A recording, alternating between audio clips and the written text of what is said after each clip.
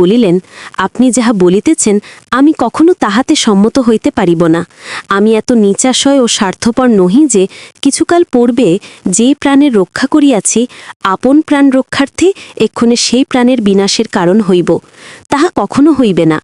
যাহাতে খলিফা আমার ওপর অক্রোধ হন, আপনি দয়া করিয়া তাহার যথোপযুক্ত চেষ্টা দেখুন, তাহা হইলেই আপনার প্রকৃত কৃতজ্ঞতা প্রদর্শন করা হইবে।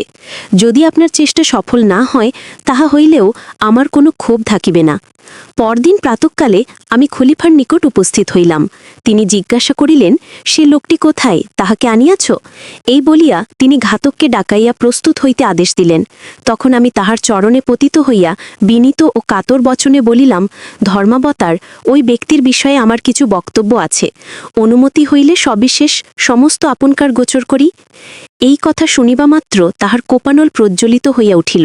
তিনি রোষরক্ত নয়নে বলিলেন, আমি শপথ করিয়া বলিতেছি, যদি তুমি তাহাকে ছাড়িয়া দিয়া থাকো এই দণ্ডে তোমার প্রাণদণ্ড হইবে।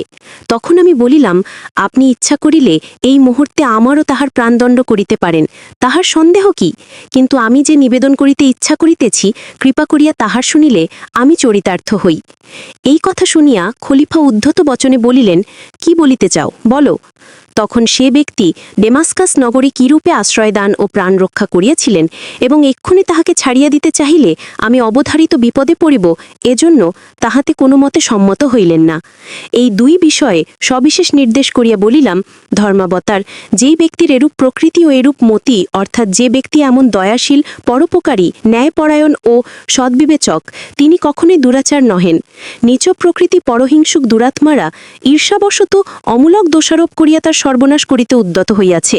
নতুবা যাহাতে প্রাণদণ্ড হইতে পারে তিনি এরূপ কোন দোষে দূষিত হইতে পারেন, আমার এরূপ বোধ ও বিশ্বাস হয় না।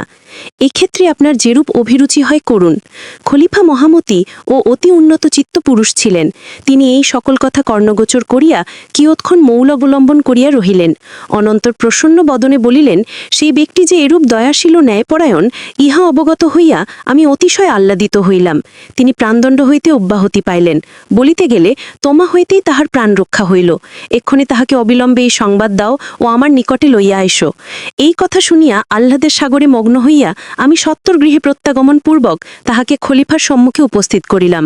খলিফা অবলোকন মাত্র প্রীতি প্রফুল্ল লোচনে সাদর বচনে সম্ভাষণ করিয়া বলিলেন, তুমি যে এরূপ প্রকৃতির লোক তাহা আমি পূর্বে অবগত ছিলাম না।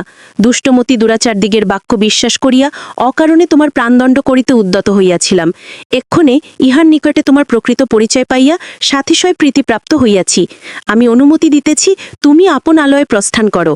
এই বলিয়া খলিফা তাহাকে মহামূল্য পরিচ্ছদ, সুসজ্জিত 10 অশ্ব, 10 খচ্চর, 10 উষ্ট্র উপহার দিলেন এবং ডেমাস্কাসের রাজপ্রতিনিধির নামে এক অনুরোধপত্র ও পাথেয় স্বরূপ বহুসংখ্যক অর্থ দিয়ে তাহাকে বিদায় করিলেন।